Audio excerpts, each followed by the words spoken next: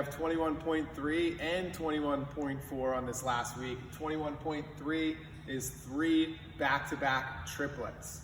So it's front squats with a gymnastic movement and thrusters in each set of the triplet. In the first one, it goes front squat, toes to bar, thruster. Second one, front squat, chest to bar, thruster. Third one, front squat, bar muscle up, thruster. There's a 15-minute cap. Your goal is to make it as far down the list as you can and or complete all of the reps in that 15-minute cap. The weights for the RX are 95 and 65. For the scaled, it's 65 and 45. The scaled is pretty much the same order, except a little bit different movements. It's hanging knee raises instead of toes to bar. It's chin over bar pull-ups instead of chest to bar, and it's chest to bar pull-ups instead of bar muscle ups. Just like the previous couple weeks, there are tiebreaker times after each thruster round. So when you finish your 15 thrusters, write down the tie break time. When you finish your 15 thrusters in round 2, finish your tie break, or write down your tie break time. And if you finish the 15 thrusters at the end, then you have a time for the whole first part of the workout.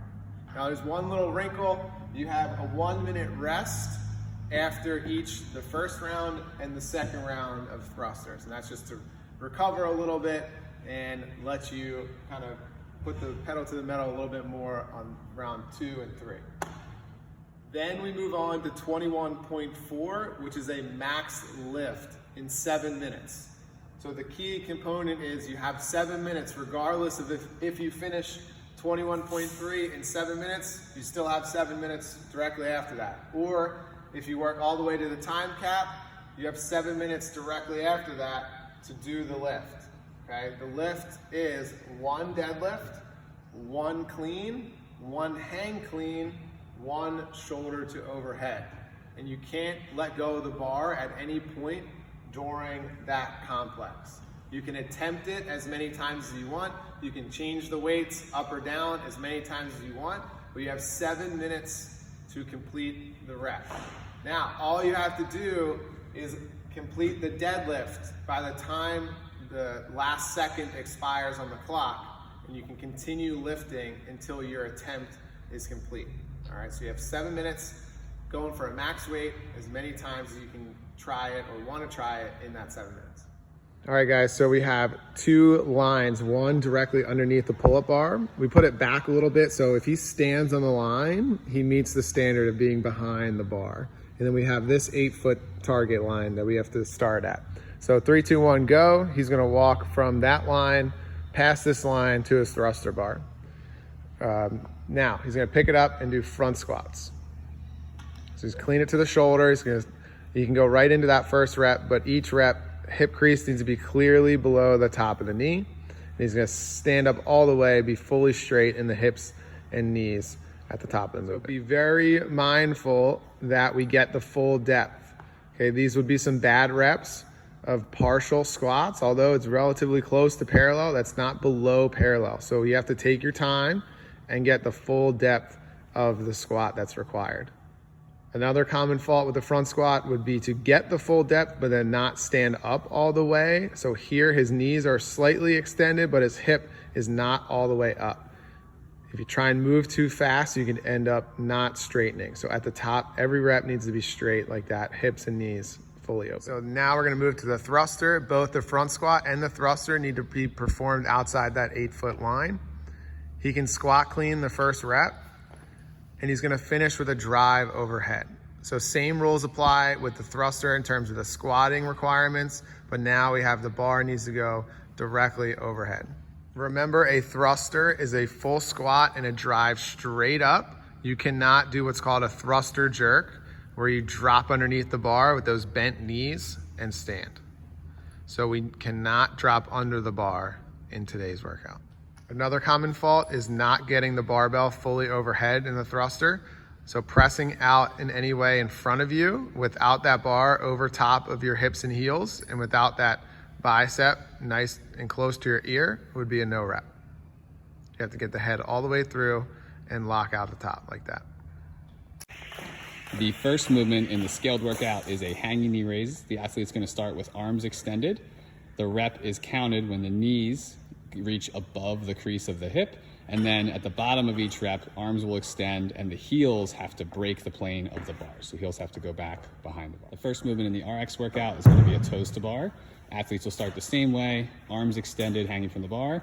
Each rep is counted when the feet contact the bar between the hands at the same time, and the bottom of each rep requires the feet to go back behind the plane of the bar, just like the hanging. Examples of common missed reps on the toes to bar would be not making physical contact with the bar. So these reps are close, but they're not actually touching.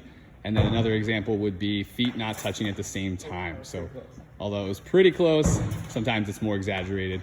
Feet have to touch at the same time at the top of that toes to bar. Another common fault on the toes to bar is feet not breaking the plane. This is the same for the hanging knee raise as well. These reps would not count because his heels are not going back behind the red post. So for the scaled, the first pull-up is a chin over bar pull-up. So you can kip, get your chin over the bar, has to break the top plane of the bar. Notice he's nice and fully extended in the arms at the bottom. All right, the chest to bar pull-up in both the RX and the scale division requires that you get that same full extension. You can kip, but contact needs to be made with the bar on the chest, somewhere below the level of the collarbone.